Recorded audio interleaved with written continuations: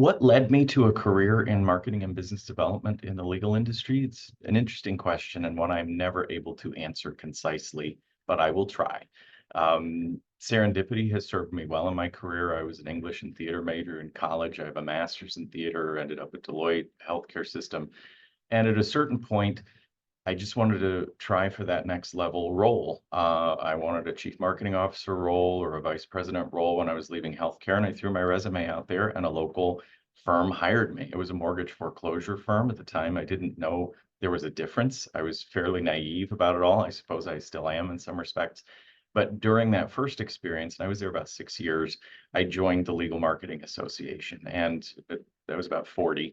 And that's when I finally really felt like I had a career and a community and people I could lean on and a profession that was guiding me. And I've been at two firms since, a small white shoe firm, and now here at Clark Hill. We have 716 attorneys, 28 offices, a global presence, and it really has served me well. And I think the ability to work with brilliant minds like our attorneys and help them find their voices, it really is a very fulfilling calling.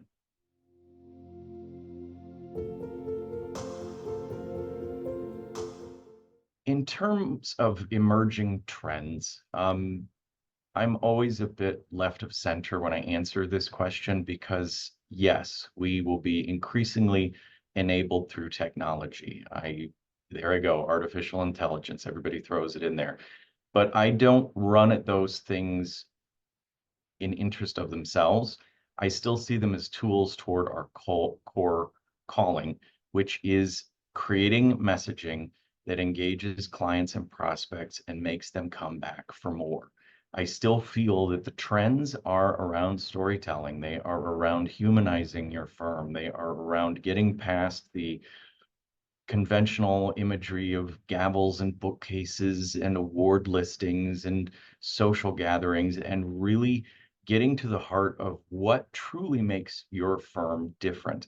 In our case, it is our values, and I have worked diligently and through things like social media and digital marketing to tell the stories of the individuals within our organization. Yes, I'm worried about the overall brand of Clark Hill. I must. That's the umbrella under which everything exists.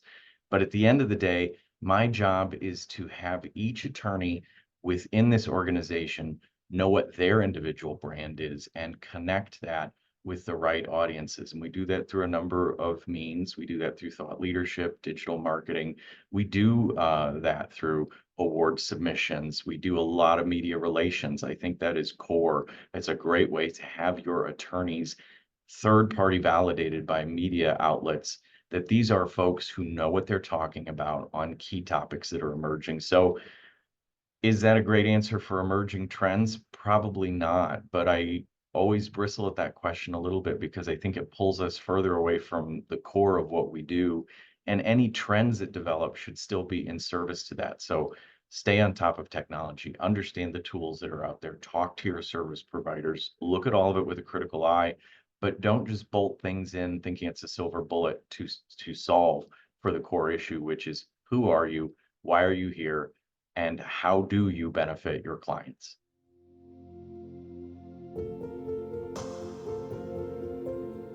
Engaging with senior leadership has been crucial to my success in every organization I've been privileged to support. They are the folks who are in rarefied air and they have a number of challenges and a lot of things coming at them all the time. So, first and foremost, think of them as human beings and approach them with empathy. Yes, the thing that you're working on is very, very crucial to you, but understand they have 1,000 things that they are working through as well.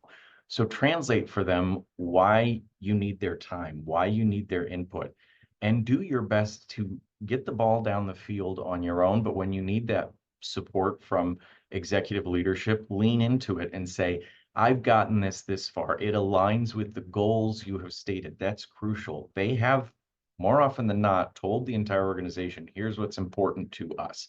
Line up with that and make sure that any activities in which you're engaging as a marketing professional can be clearly tied to those goals. So when you are speaking with senior leadership, They understand why you're doing what you're doing and why you're leaning into them, whether it be for input, support, mentoring. Make those connections very clear to people. Again, that's what marketers do. They clarify the message and they make it easy for people to understand, why am I engaged with you right now? That goes to play inside an organization as well. And the other point I would make to all marketers is, don't forget to market yourself within the organization, whatever that looks like. You might have an intranet, you might have a weekly marketing newsletter, but take your victory laps, but in celebration of the people who are part of those marketing messages. So a simple tactic would be, take all the media hits you get in a given week and make sure you circulate that to the attorneys and to senior leadership. They'll understand your value. You will also have more people then come forward and say, how can I be part of that? So then you have more people engaged with your work.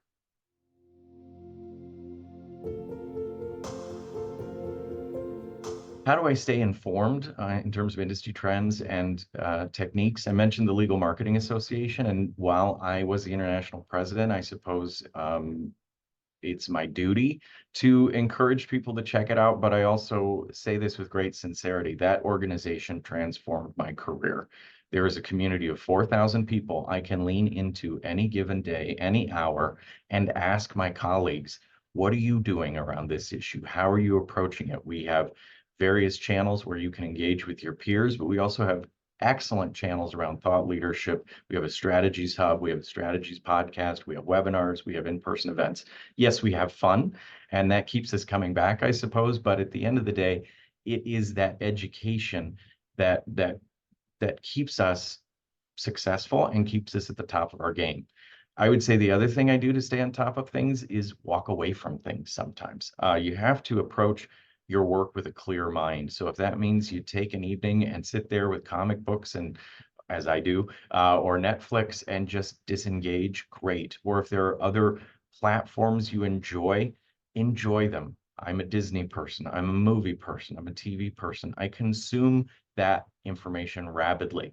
How does that affect my day job? Well, one, it refills my well, but also I like to reverse engineer what works on me as a consumer. So look at what marketing you are susceptible to and figure out, why does it work? And then figure out, what can you learn from that and bring that back to your organizations.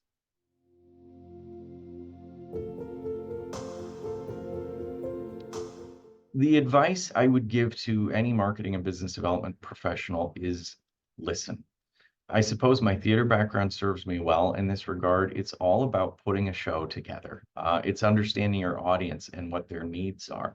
So whatever role you take on, make the most of it and lean into the next job you want. Take on those additional assignments. Take on those stretch assignments. And also own when you don't know what you're doing. That's okay. Find that personal board of directors or your boss or people within your organization you trust, and raise your hand and say, I need help here. Because I've learned the most from my mistakes. I've learned the most from when I'm honest and have said, I could only get this so far. Can you take a look at it? That builds bridges with your colleagues. That helps them realize they have value to you as professionals and as human beings. So be authentic, be a storyteller, and be, I hate the term lean in, it's overused, but do that. If, one of my early jobs, um, I was there to put PowerPoint slides together. It was a healthcare system, but I was doing it for our board retreats. And then, this is how long ago it was, no one knew how to set up the PowerPoint projector. So they said, could you come to the retreat? Sure. Now, I practiced over and over at night in my room because I want to make sure I got it right, because they were leaning on me for that. But while I was there, I offered my perspectives as I was helping put the slides together. I said, hey, have you thought about this? Or, as an employee of this organization, here's something that means something to me. I would always offer that respectfully. But the next thing I knew, I was moved into an executive level role. I was part of the senior leadership team. I was helping shape the strategy because I availed myself of the moment I was there. And I could have said, oh, I'm just doing these PowerPoint slides. Now, I offer this with caution because sometimes we as legal marketers are told to make the slides pretty. That's not what I'm talking about. This is a different era and a different time when we were actually composing what we were going to tell the board. And I was there to help compile the information. Yes, probably make it look pretty. But while I was doing that, I offered my insight. So don't take from this that you got to do the PowerPoints. take from that when there's an opportunity that you might feel isn't quite aligned, maybe is beneath you, make the most of it. It gets you exposure to senior leadership and show the value you have.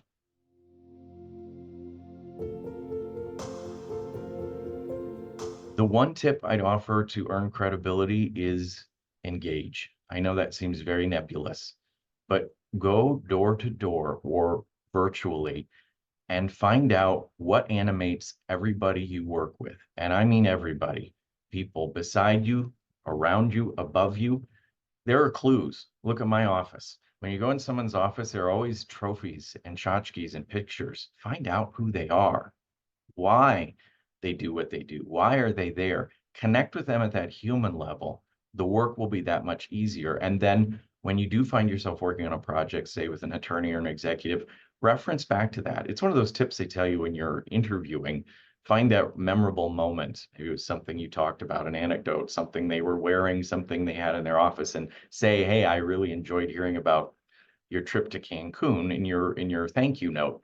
Take that same concept, and when you're starting with a firm or an organization, learn those trivia bits about everybody in your organization and become invaluable that way. I think the other thing I do a bit obsessively is I connect with everybody in my organization on social media. Now, some people would say, well, I'm afraid to do that. Then don't do that. But in my case, I keep my social media pretty positive. And so as those moments between the time I can be with the attorneys, they're seeing what's going on in my life. They're seeing me share content of the firm. They're seeing my work with community organizations and boards, and they're getting to know me somewhat passively. But again, that makes that so much easier when we're working together on a project.